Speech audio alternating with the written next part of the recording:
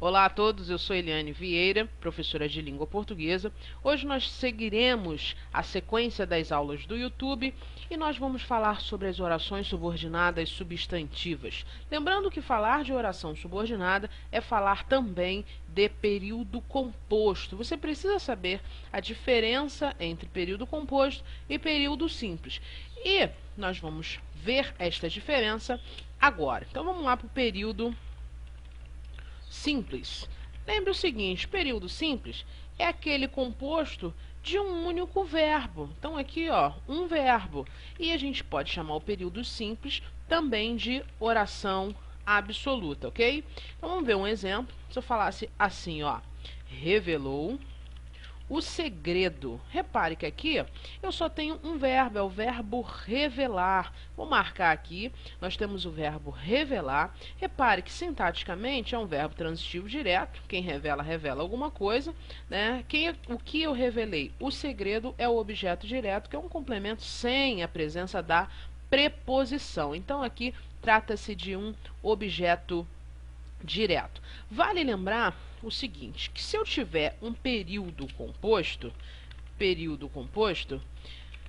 eu preciso ter dois ou mais verbos, ok?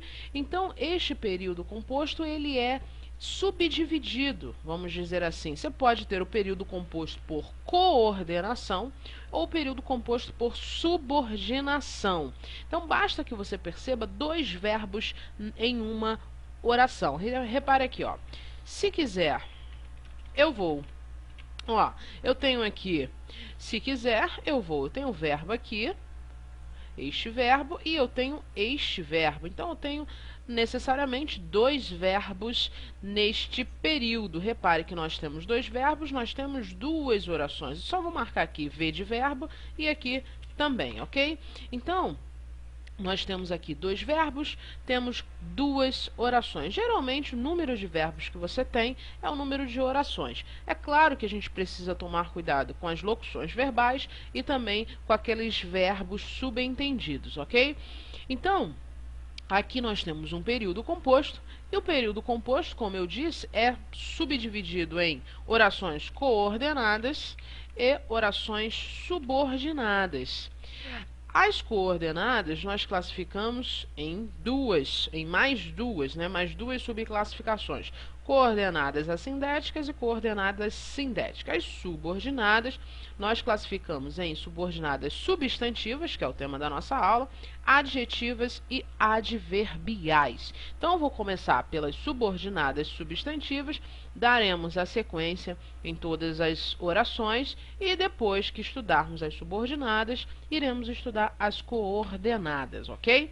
Basicamente, nas coordenadas, estudaremos os valores semânticos. Então, vamos lá. Propriamente dita, a oração subordinada é aquela que tem ela precisa de um outro termo, ela é dependente de um outro termo e ela atua como um substantivo, ela atua nas funções principais de um substantivo. Hoje, nesta aula, eu vou falar somente de três tipos de orações. Por quê? Porque a aula é um pouco curta, né? Eu tenho aí mais ou menos uns 10 minutos. E as orações subordinadas substantivas, ela tem aí uma quantidade de informações um pouquinho maior que 10 minutos. Então, vou dividir o vídeo em duas partes, ok? Então, vamos lá. Falando da principal, que é a subjetiva, eu vou explicar para vocês com alguns exemplos. Olha, se eu falasse assim, ó, é fundamental que venha a festa. Então, repare que aqui, ó, é fundamental que venha a festa. Como é que você vai conseguir aí descobrir na hora da prova que se trata de uma oração subjetiva? Então, a primeira coisa é marcar o verbo. Marquei o verbo aqui e eu tenho um outro verbo. Já percebi que trata-se de um período composto. É isso? Composto por subordinação ou coordenação. A coordenação, vale lembrar, são aquelas orações que são independentes sintaticamente. Uma não depende da outra. As subordinadas, até por isso ela recebe esse nome, ó, subordinadas, são aquelas que têm uma certa dependência em relação às outras orações. Como é que você vai verificar essa dependência? Repare que se você falasse assim, ó, é fundamental, opa, alguém vai perguntar, é fundamental o quê? Então, repare que esta oração, ela precisa de uma outra oração, que é, no nosso caso aqui, que vem a festa, para ter um sentido completo. Então, repare que aqui eu tenho um verbo de ligação, fundamental atua como predicativo do sujeito. E, ora, numa frase, numa oração convencional da língua portuguesa, geralmente a gente tem o verbo, o sujeito, o verbo e os seus complementos. Aqui eu tenho o verbo, tenho o predicativo do sujeito, que falta aqui nesta oração para ela ficar completa? Um sujeito. Então repare que quem atua como sujeito dessa oração, da oração principal, é fundamental, é este termo todo aqui, ó, que venha a festa. Que venha a festa é fundamental. Agora, eu não posso simplesmente dizer que isso aqui é um sujeito. Sabe por que eu não posso? Porque no sujeito, vamos dizer assim, convencional, não existe um verbo. Você sempre tem uma palavra de valor substantivo, né? Um nome, um pronome, então, ou um adjetivo substantivado. Você nunca tem um verbo em sua estrutura. Mas aqui aparece um verbo. Então, eu não posso dizer simplesmente que é um sujeito. Por quê? Porque tem um verbo em sua estrutura, em sua composição.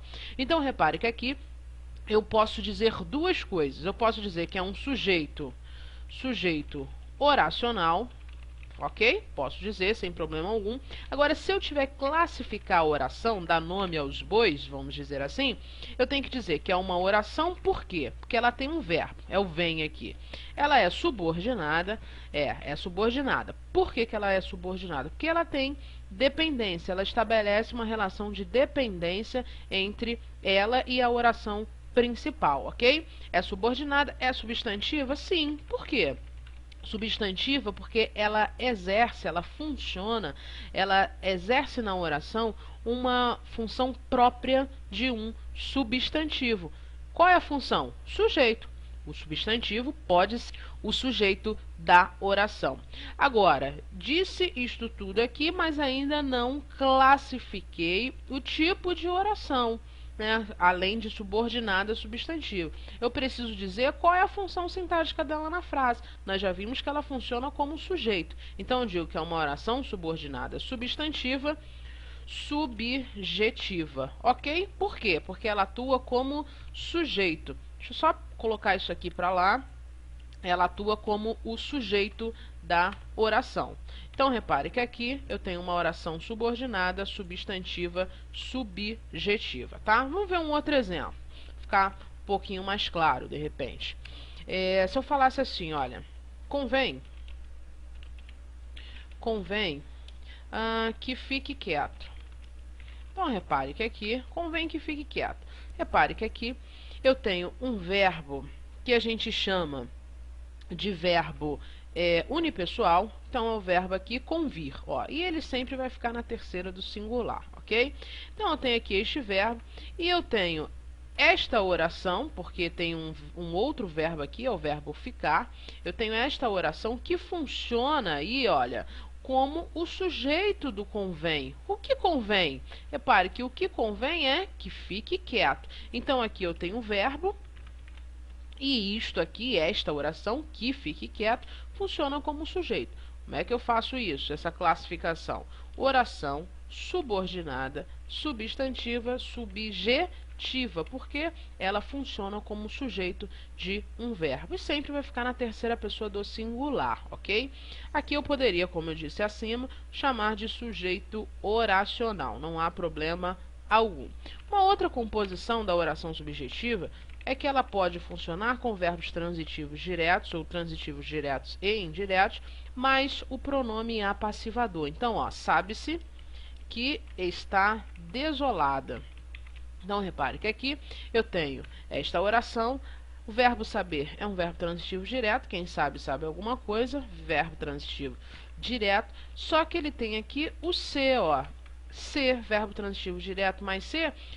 O que aparecer depois é o sujeito paciente. É a mesma composição que aquela frase, ó, alugam-se casas. Repare que aqui, ó, é verbo transitivo direto, mais o se, que é pronome apassivador. Casas funciona como sujeito paciente. Só que agora eu tenho uma oração funcionando como sujeito paciente. Essa oração aqui, ó, ela tem um verbo. É claro, para ser uma oração, ela precisa de um verbo. Então, verbo transitivo direto mais ser, a oração posterior, né, a oração que está atrelada, subordinada a ela, repare que funciona como um sujeito paciente. Então, como é que eu classifico? Oração subordinada substantiva, subjetiva, ok? Então, aqui funciona como uma subjetiva.